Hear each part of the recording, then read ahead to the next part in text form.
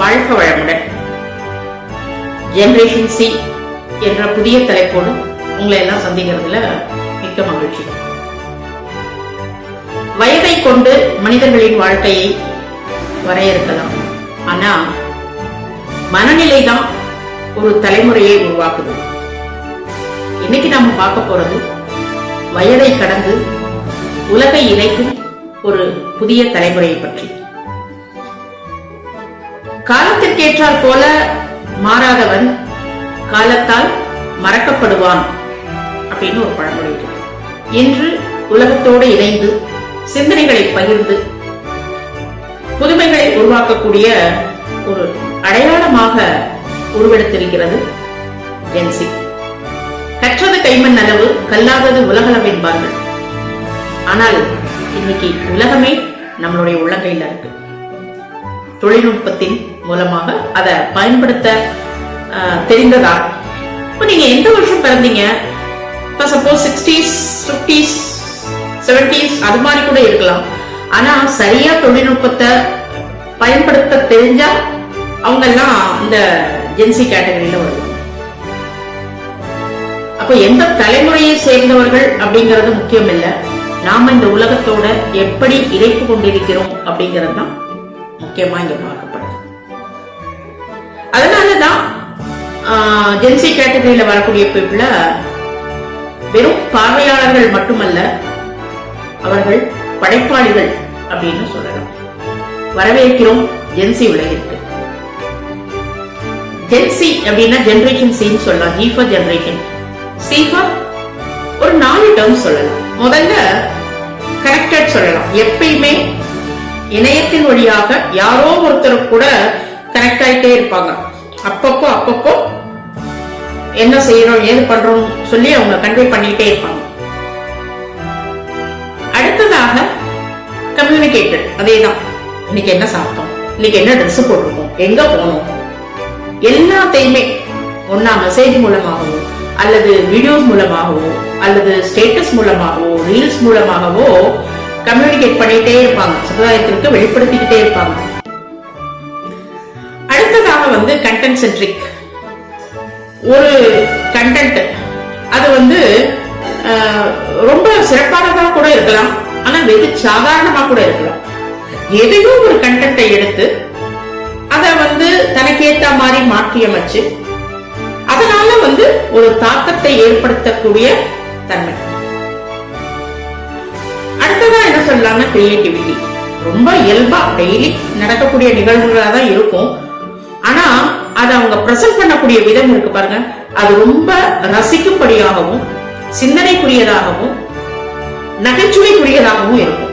அப்ப அந்த அளவு கிரியேட்டிவிட்டியா அவங்க ஒரு சாதாரண விஷயத்தை கூட ரொம்ப அழகா பிரசன்ட் பண்ணக்கூடிய ஒரு தன்மை உடையதுனால இத கிரியேட்டிவிட்டி அப்படிங்கறதும் நம்ம சொல்லலாம். சரி, இவங்களுடைய பண்புகள்லாம் எப்படி இருக்கும் அப்படின்னு சொல்லி பார்த்தா, எப்பவுமே இணையத்தோட இணைஞ்சிருப்பாங்க. இவங்களுக்கு இணையம் ஒரு கருவி மட்டுமல்ல, வாழ்க்கையினுடைய ஒரு அங்கமாகவே, முக்கியமான அங்கமாகவே ஆயிடுச்சு. இப்ப நிறைய பேர் பாத்தீங்கன்னா வீடியோஸ் பார்ப்பாங்க, ரீல்ஸ் பார்ப்பாங்க, பார்த்துட்டு அதை என்ஜாய் பண்ணிட்டு தள்ளி விட்டு போயிட்டு அடுத்த வேலையை அவங்க பார்ப்பாங்க.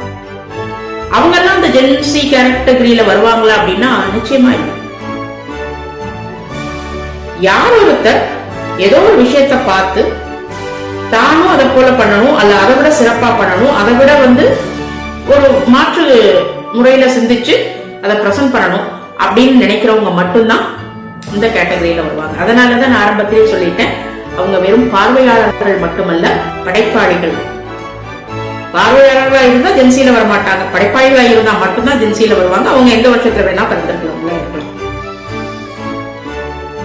அடுத்ததா பாத்தீங்கன்னா, விளம்பரங்களை விட மனிதர்களுடைய உண்மையான வாழ்க்கை, அவங்களுடைய அனுபவம், அவங்களுடைய தேவைகள், அவங்களுடைய பரிந்துரைகள் போன்ற உண்மையான சம்பவங்களுக்கு முக்கியத்துவம் கொடுப்பவர்களா இருப்பாங்க.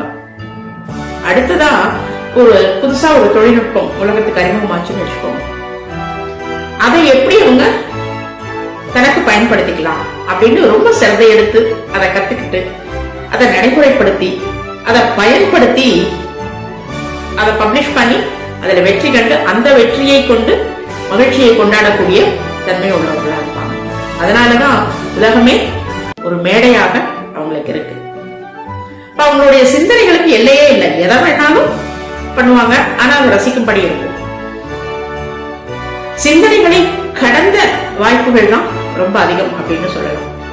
ஆனா என்ன ஒண்ணுன்னா, இந்த தொழில்நுட்பமாகட்டும் இணையமாகட்டும் நம்ம கட்டுப்பாட்டுல இருக்கிற வரைக்கும் அது மிகப்பெரிய வரம்.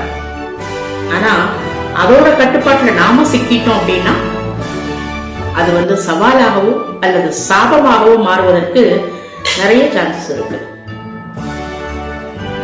ஒரே வரியில சொல்லணும்னா, நாம எந்த வருஷம் பிறந்திருக்கோம், நம்மளுக்கு எத்தனை வயசாகுது, அதெல்லாம் பொறுத்து கவலை இல்லை. ஜென்சி கேட்டகரினா வயதை குறிப்பதில்ல, எப்படி நாம இணைஞ்சிருப்போம், பார்த்து பேசி பகிர்ந்து படைத்து இல்லையா இந்த உலகத்தோட இணைப்பு கொண்டிருக்கும். அதுதான் முக்கியம். இப்ப நாமளே ஒண்ணு உருவாக்கி நம்மளுடைய குரலை அதுல பதிவு செஞ்சு அதை நடைமுறைப்படுத்துவதுதான் ஜென்சி கேட்டகரியோட முக்கியமான பண்புகளா நம்ம சொல்லலாம். புதியதாக ஒன்றை உருவாக்கி உலகத்தை தன் பக்கம் திரும்பி பார்க்க வைக்கிறார்களோ அல்லது உலகத்தை தன்வசம் படுத்தி வச்சிருக்காங்களோ அவங்க ஜென்சி கேட்டகரியில் வருவாங்க. இப்போ இவ்வளவு வேகமா வளர்ந்து வரக்கூடிய இந்த சூழல்ல நாம வெறும் பார்வையாளர்களாக மட்டும் இருக்க போறோமா அல்லது படைப்பாளிகளாக மாறி ஜென்சி கேட்டகரிக்குள்ளார நாம இருக்க போறோமா அப்படிங்கிறது ஒவ்வொருத்தருடைய கையில, அவங்கவுங்க கையில தான் இருக்கு. வாழ்த்துக்கள். அடுத்த பதிவுல ஜென்சியினுடைய நன்மை தீமைகளை பொறுத்து அடுத்த பதிவுல சந்திப்போம். அதுவரை தொடர்ந்து இணைந்திருங்கள். வாழ்க்கை வளம்.